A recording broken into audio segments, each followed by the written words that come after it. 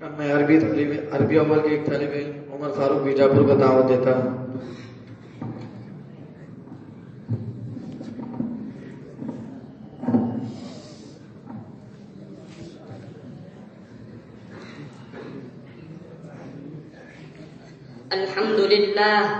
الحمد لله وكفى وسلام على عباده الذين اصطفى أما بعد فأعوذ بالله من الشيطان الرجيم بسم الله الرحمن الرحيم وما أرسلناك إلا رحمة للعالمين صدق الله العظيم۔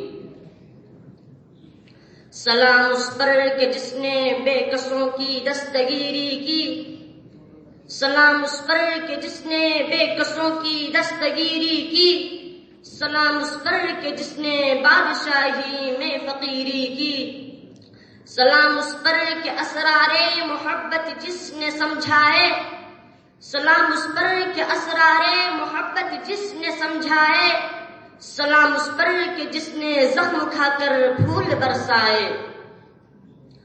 معزز اساتذہ کرام اور حاضرین جلسہ، ازل سے قدرت کا یہی دستور رہا ہے کہ جب صداقت و امانت کا درخت مرجھانے لگتا ہے، اخوت و محبت کے رنگین ورق بکھرنے لگتے ہیں، عدالت کا باغ ویران ہونے لگتا ہے، تو اس وقت روح انسانیت چیختی ہے کہ اے خدا رحم فرما، کرم فرما۔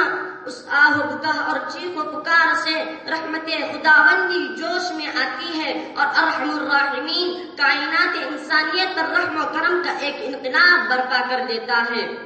نیز ایسا ہی ایک عظیم انقلاب عرب کی وادی میں رونما ہوا، جس نے سارے جہاں کے ریگستانوں کو سرسبز و شادابی کی بشارت سنائی۔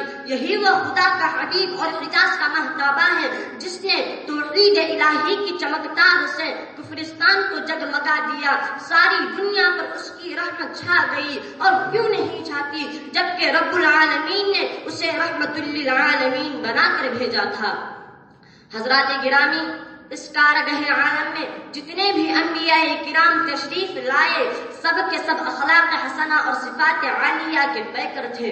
دنیا کے سارے مذاہب کی بنیاد ہی اخلاق پر ہے۔ سب نبیوں نے یہی تعلیم دی کہ سچ بولنا اچھا ہے اور جھوٹ بولنا برا ہے، لیکن دیگر انبیاء و مصلحین کے بالمقابل اس باب میں بھی پیغمبر آخر الزمان محمد صلی اللہ علیہ وسلم کی حیثیت ارفع اور بلند تر ہے۔ خود قرآن نے اس کی شہادت دی ہے، انک لعلی خلق عظیم۔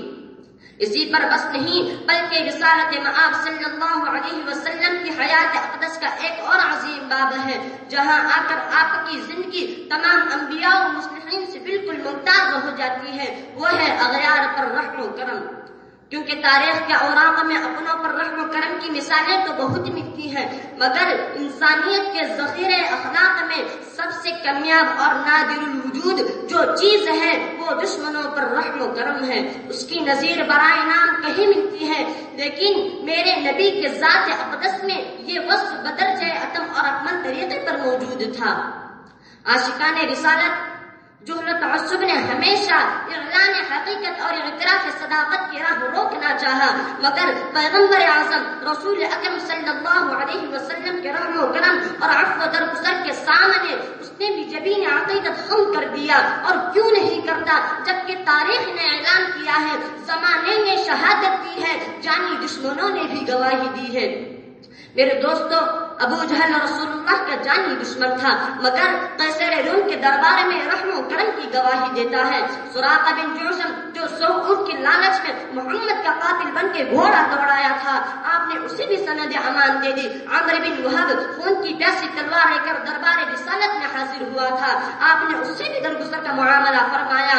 ابو سفیان جو دشمنان رسول کا سرغنہ تھا، جس نے رسول اللہ کے خلاف ہزاروں سازشیں کی، آپ نے اسے بھی رحم و کرم کا تحفہ پیش کیا۔ ہندا جس نے آپ کے چچا کی ناک کاٹ کر آپ کو تڑپایا تھا، آپ نے اسے بھی معاف کر دیا۔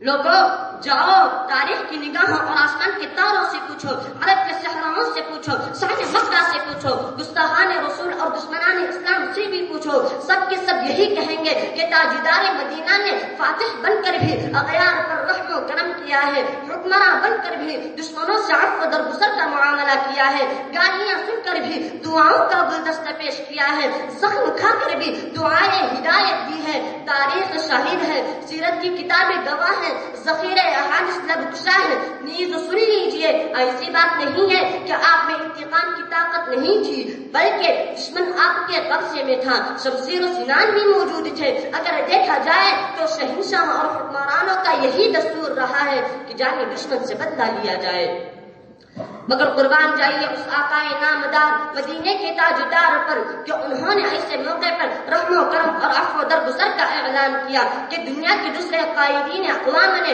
ایسے موقع پر شمشیر و سنان کی جھنکاروں سے فضائی شور برپا کر دیا تھا اور گھوڑے کی ٹانگوں سے دشمنوں کے سینوں کو روند دیا تھا۔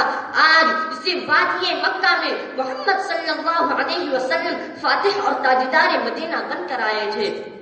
اسی موقع سے حضرت سعد رضی اللہ عنہ اپنی فوجی دھن میں اليوم یوم الملحمہ کے ترانے گا رہے تھے۔ صحابہ کرام جوش انتقام میں پکار کر کہہ رہے تھے، اے قریش کے جیالو، ماضی تمہارا تھا، حال ہمارا ہے۔ کل تمہاری تلوار اور ہماری گردن تھی، آج ہماری تلوار اور تمہاری گردن ہوگی۔ آج تمہاری مظالم کا بدلہ لیا جائے گا، مگر قربان جائیے اس آقا رحمت صلی اللہ علیہ وسلم کے رحم و کرم پر کہ جس نے اليوم یوم الملحمہ کے جواب میں فرمایا، نہیں آج تو عفو درگزر کا دن ہے، اليوم یوم المرحمہ، آج تو رحم و کرم کا دن ہے، میں تو رحمت للعالمین بنا کر بھیجا گیا ہوں، میں تو انسانیت کو آباد کرنے آیا ہوں۔ یہ جواب سن کر رسول اللہ کے جانثاروں اور لشکر اسلام کے جیالوں نے شہنشاہ دو عالم تاجدار مدینہ کو ان اعدائے اسلام کے ہولناک مظالم اور کالے کرتوتوں کو یاد دلایا۔ یا رسول اللہ، انہی درندوں نے بلال حبشی کے سینے پر پتھر رکھ کر تڑپایا تھا۔ یا رسول اللہ، انہی بدبختوں نے حضرت سمیہ کو شرمناک طریقے سے شہید کیا تھا۔ یا رسول اللہ، یہ وہی گستاخوں کی جماعت ہے جنہوں نے مکے کی گلیوں اور آپ کی گزرگاہوں میں کانٹے بچھائے تھے۔ یا رسول اللہ، یہ وہی ہیں جنہوں نے آپ کے قتل کا منصوبہ بنایا تھا اور آپ کے خون کے پیاسے تھے۔